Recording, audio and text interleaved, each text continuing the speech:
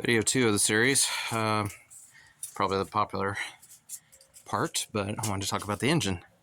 You'll notice there's something unique here, something weird. It's not an LS.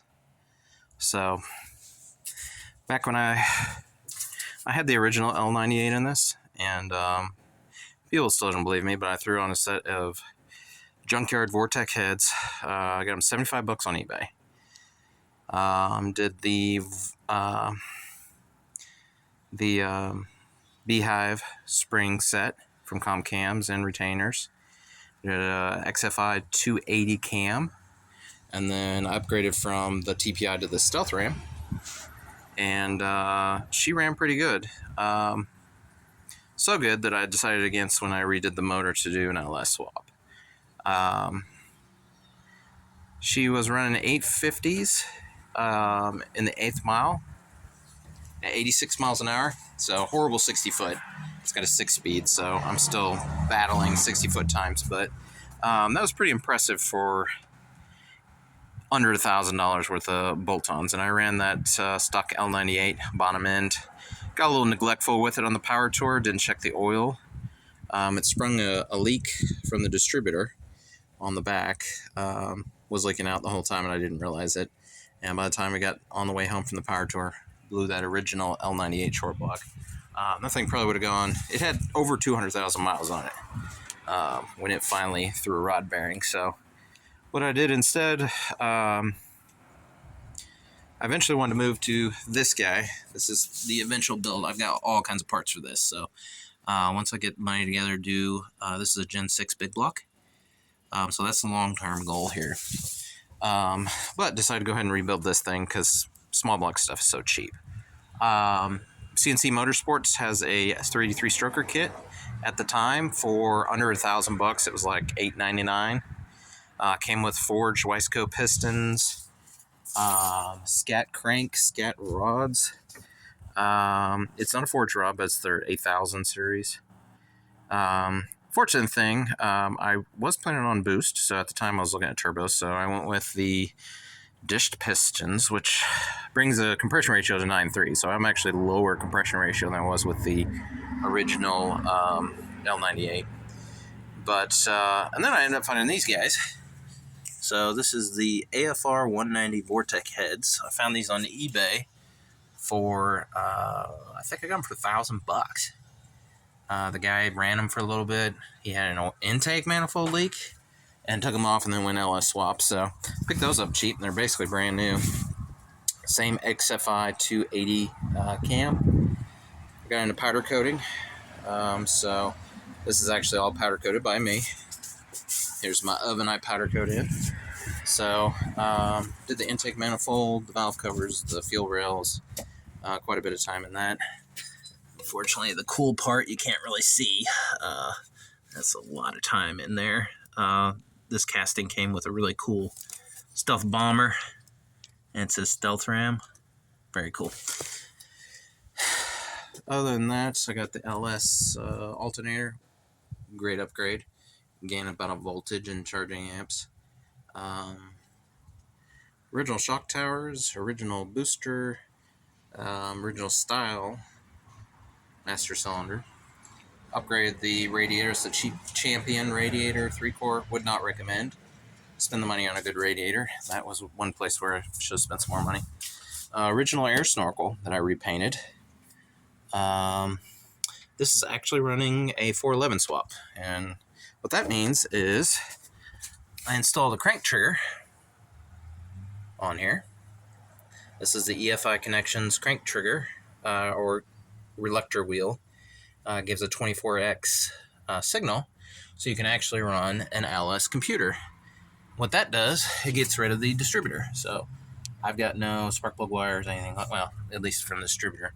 And then I remote mounted the coils underneath the battery box and underneath here.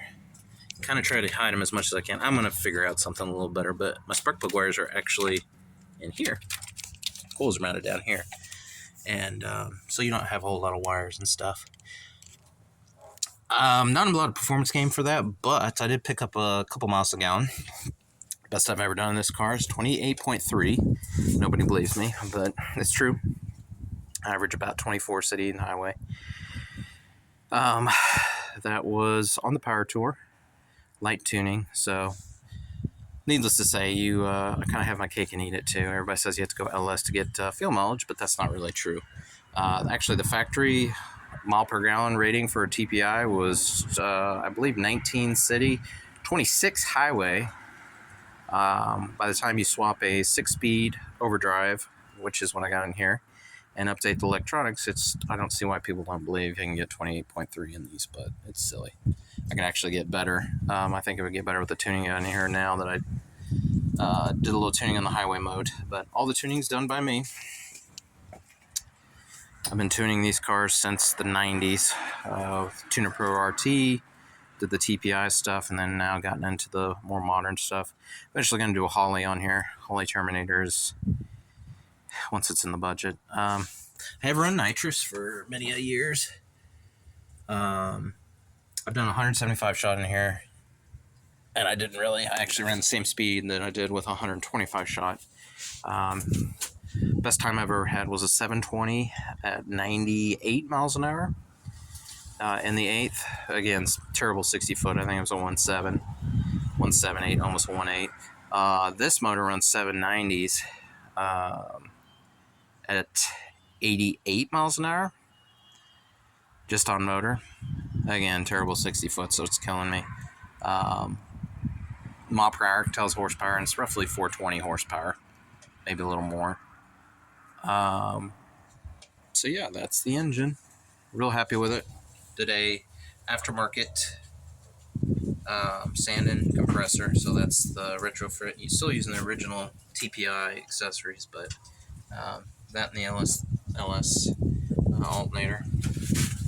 I got a 2-step, which I need to find a way to hide a little better. Holley injectors, those were a little pricey. I actually got those used. So yeah, all in all, I tallied it up. Every bolt, valve covers, every little piece added up. It's $4,600 is what I spent on this engine, including the AFR head. I mean, everything. It does have the Scorpion roller rockers, comp cams, hardened push rods. So yeah, it's a very reliable motor. I probably got 15,000 miles on it now. I've run up to 175 shot of nitrous on it. I do autocross every weekend. Spinner to 7,000 RPMs, hit the rev limiter quite a bit, and without a hiccup. It doesn't really leak oil. These damn cheap valve covers do seep a little oil, mainly around here, so I got some other nice cast aluminum valve covers I'm going to run. I'm not running the spreader bars either, so that's probably why it's seeping a little bit. It's not bad. I go through about a quart every oil change, every 3,000 miles. I do have a supercharger kit for it. Eventually going to go on, I think. Vortec V1. I'm actually looking for a V3 because I don't want to run the auxiliary oil. So yeah, that's that. Power can be made on the cheap. I'm not much faster than the Vortec heads and the Stealth Ram. It picked up 2 miles per hour in the 8th. It's not that much. So with just the Vortex that's a pretty cheap and quick way to outrun some LSs. Lots of LSs. I have buddies that are running mid-8s with an LS swap, even with a cam and a little 5.3. Have a hard time with the 6-liter cam ones, and definitely LS3s pretty much spank me. But I can keep up with quite a few of them, and a lot of other cars. 5.0, the new Coyotes, I can pretty much pull on them a little bit. I've beaten a cammed SS, Chevy SS, other victories. A lot from a roll is a little better because I have traction issues. But anyway, it's a fun little combo. I love it. Very reliable. Thanks for watching.